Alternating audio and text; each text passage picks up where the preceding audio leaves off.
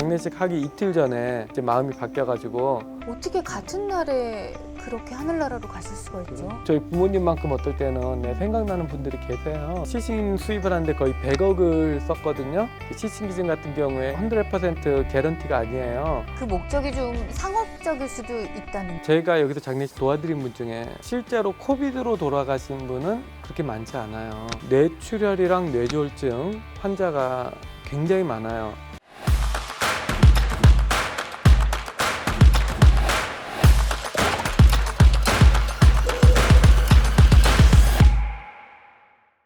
혹시 이 일을 하시면서 유독 기억에 남는 고인이나 또 유가족 혹은 사연 같은 게 있으실 것 같아요. 남편이랑 아버님이 소천하셨는데 화장을 하실 걸로 이제 다 결정을 하시고 모든 미팅을 하시고 서류 진행을 하시고 다 이제 스케줄이 짜여져 있는데 장례식 하기 이틀 전에 이제 마음이 바뀌어가지고 이제 우리는 이제 매장을 해야 될 것 같다. 원래는 화장을 선택했으나 원래는 화장을 이제 하고자 해서 이제 다 이제 했는데 나중에 이제 가족들 간에 이제 얘기하다 보니까 이제 그게 마음이 어려운 거예요. 우리는 화장을 잘못 선택한 것 같다.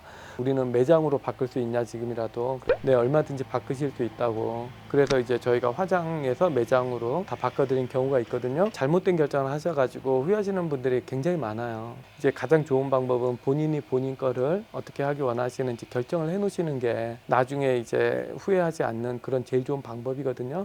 50년, 60년을 같이 살았는데도 이제 서로 뭘 원하는지 이런 부분에 있어서 모르는 분들이 대다수예요. 대다수. 최근에 도와드렸던 가족인데 그 산모랑 일주일 된 심생아가 같은 날 이제 소천하신 가족이 있었어요. 가족을 도와드리는데 그 마지막 그 추모 영상에 나오는데 이제 아기 낳자마자 그 산모실에 누워가지고 옆에 아기는 새근새근 자고 남편 향해서 손 흔드는 장면이 있었는데 진짜 너무 슬프더라고요. 그 제가 도와드린 가족 중에는 아마 제일 슬픈 사연이었던 것 같고. 어떻게 같은 날에 그렇게 하늘나라로 가실 수가 있죠? 그러니까요. 네. 제가 이런 일을 하니까는 누구 장례식을 하고 나면은 이제 금방 잊어버릴 것 같은데 실은 그렇지 않아요. 무연고로 이제 계시는 이런 연로하신 시니어분들이 꽤 많이 있거든요. 그런 분들 중에 이제 저랑 이제 좀 친분 관계가 생기고 제가 도와드리다 보면은요. 이제 그런 분들 돌아가시고 나면 이제 실제로 저희 부모님만큼 어떨 때는 생각나는 분들이 계세요. 네. 얼마 전에 도와드렸던 분은 사모님이 계신데 사모님이 치매이시기 때문에 그 사장님이 소천하셨는데 그런 경우에는 이제 소셜 워커들이 인볼브 해가지고 이제 장례식이랑 이제 묘지를 이제 그런 부분에 있어서 모든 서류 진행하는 거를 다 도와주게 돼 있죠. 그리고 이제 정부에서 이 장례식이랑 묘지 조성 부분에 필요한 페이를 하고요. 나중에 이제 가족을 찾게 되면은 이제 가족들에게 이제 그런 비용을 이제 청구하는 그런 이제 수순을 밟게 돼 있어요. 그래서 이 캐나다에서는 돈이 없어도 장례 못 치르는 분은 없다 이런 얘기 나오나 봐요. 뭐 정부에서 어떤 보조를 생계비 보조를 받고 있다거나 뭐 이런 분들 같은 경우에도 네, 마찬가지 해당 사항이 되시고요.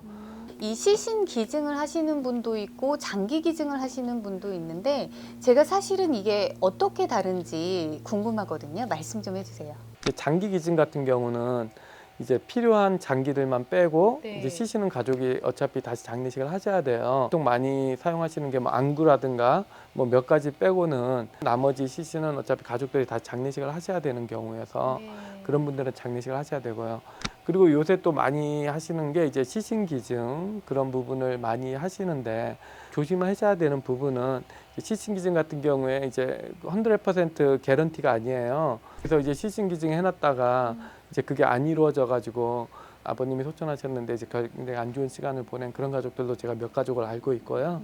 이 시신 기증이 이제 그걸 받아들이는 단체에서 영리 목적으로 이거를 받는 거예요. 그 목적이 좀 상업적일 수도 있다는 거죠. 네네네. 그래서 계약서를 쓰는 거예요. 계약서에 보면은 이윤을 창출하기 위해서 이제 사고 팔 수도 있다는 그런 섹션이 있어요. 4, 5년 전에 한국에서 시신 수입을 하는데 거의 100억을 썼거든요. 네, 한국에서요? 네, 한국은. 왜냐하면 한국은 아직까지도 시신 기증을 하는 문화가 아니어서 그렇죠. 그래서 이제 네. 의대 같은 곳에서 이제 필요하기 때문에 시신을 이제 외국에서 이제 들여다가 쓰는데 이제 거의 90% 이제 미국에서 수입을 한다고 하더라고요.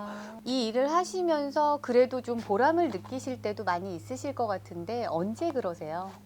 그 남편분이 일본 분이시고 사모님은 한국 분이셨는데 네. 자녀들이 일본 문화권에서 컸더라고요. 일본 말밖에 못해요, 영어랑. 네. 장례식을 이제 교회에서 와가지고 잘 천국환송 예배를 도와드렸는데 이제 나중에 그 며느님이랑 따님이 이제 굉장히 세라피릭 했다고 자기들 마음을 위로하는 그런 시간이 됐다고 이제 그렇게 이야기해 주시는 거 듣고 이런 과정이 이제 잘 마무리가 된다면 이제 남아있는 가족들에게 이제 그런 이제 좋은 효과 반응이 있을 수 있구나 그렇게 해서 네 굉장히 감사한 시간이었던 것 같아요. 너무 뿌듯하시겠어. 그럴 때는 그쵸, 네, 네. 힘이 되실 거고. 이 일을 하신 지 몇 년이 됐지만 그래도 아직까지 이건 감당하기 힘들다, 이건 좀 힘들다 하는 부분 있으세요? 좀 안타까운 사연들이 많이 있어요. 그 코비드 있고 나서 요새 이제 젊으신 분들 장례식을 제가 많이 도와드리고 있거든요. 이제 이런 분들 같은 경우는 준비도 덜 된 데다가 남아있는 가족들이 너무 힘들어 하시니까 그 옆에서 도와드리고 보고 하면은 저 자신도 이제 그런 게 최대한 이제 이런 거에 그 좀 거리를 두려고 노력은 하는데 이제 사람이다 보니까 네 이렇게 감정적으로 이제 네 그런 게 좀 소모가 많이 되는 그런 장례식들이 많이 있거든요. 제가 여기서 장례식 도와드린 분 중에 실제로 코비드로 돌아가신 분은 그렇게 많지 않아요. 네, 물론 있긴 있지만은 제가 한 작년 여름부터 이제 여기서 장례식을 도와드리다 보면요. 뇌출혈이랑 뇌졸중 환자가 굉장히 많아요. 아마 세 손가락 안에 들어가는 그런 사인이지 않을까 싶어요. 예전에는 뭐 암이라든가 노환 아니면 사고 이런 걸로 장례식을 많이 했는데 요새는 젊으신 분들 뇌출혈이랑 뇌졸중으로 돌아가시는 분들 장례식을 굉장히 많이 하거든요. 네. 좀 안타까운 그런 현실인 거는 네, 틀림없는 사실인 것 같아요. 뭐 바쁘면 바쁘다고 얘기하기도 좀 조심스러운 직업이시니까. 네. 네. 근데 어쨌든 이 팬데믹 전후가 좀 달라지긴 했겠네요. 네, 그렇죠.